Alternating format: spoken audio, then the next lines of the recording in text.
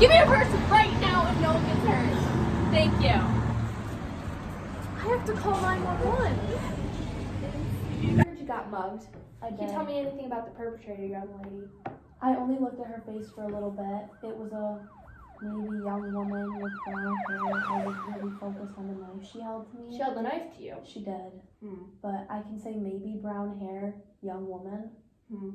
All right. Are you comfortable doing a lineup? I got some that. pictures I think you should take a look at. Yep. All right. Let me go get those for you. Thank you. So, what do you think? I don't think she's here. Are you sure? Especially not her with the brown hair? It might be her. I don't remember. I only got a quick look at her face. Are you really sure it's not the one with the brown hair? It actually might be her. I think Okay, it's her. good choice. You made the right decision. Let's go talk about this. Seems like a funny skit to some. That's not the case for an estimated 2 to 10% of cases in the United States. They're estimated to be wrongful convictions. About 69% of wrongful convictions are due to eyewitness misidentification. And 77% of those cases are because of multiple procedures have been done, like we showed in that skit, due to like faulty lineups, pushing the wrong victim on, or pushing the wrong suspect onto the victim. There's a lot of error, and there's many ways that we can fix this, and there's many ways that states have gone about fixing this. Witness misidentification is when the witness of a crime misidentifies the perpetrator. It's an important element of some cases and can heavily sway the jury to convict someone that's not the real suspect. Some of these can be due to false memories, or a setup lineup, or pressure on the witness to choose a suspect. Procedures identifying a true suspect from an eyewitness can be improved by doing different kinds of lineups, like a double-blind lineup. In a double-blind lineup, neither the police officer giving the lineup or the victim know who the real suspect who's been arrested is. So therefore, the police officer cannot pressure or try to sway the victim to pick a suspect, because he doesn't know who it is either. Lineups should also be uniform, meaning nothing is done and changed about a victim's appearance to make them stand out more.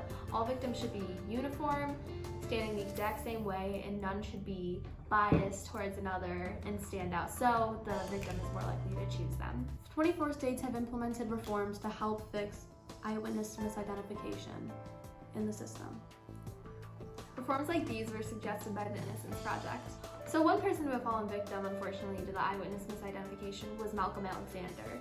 In the year 1979, he was falsely convicted for raping a white antique shop owner, and as a black male, there was a lot of racial bias on his case, which led people to sway the victim to choose him. The victim stated multiple times in the lineup and while looking at photographs initially that she wasn't sure it was him, yet he was still convicted and spent 38 years behind bars until 2018 when he was freed. In the notes the officers made, it even said that she tentatively picked him, which means she wasn't confident about him, and she was wrong. Another way that eyewitness identifications can be improved is by recording these initial identifications.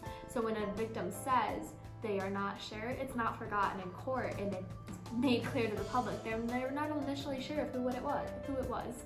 In 1996, when the Innocence Project found Malcolm Alexander's case, they decided to try and help.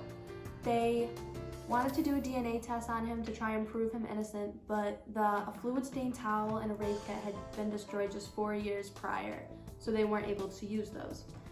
Eventually, there was a hair found on the scene that they eventually tested, and it was neither the victim or Malcolm's DNA, so he was freed. So in conclusion, eyewitness misidentification is the leading cause of wrongful convictions, and there are so many ways we can fix this, and 24 states have already taken action, so it's really on the rest of the 26 to do something about it.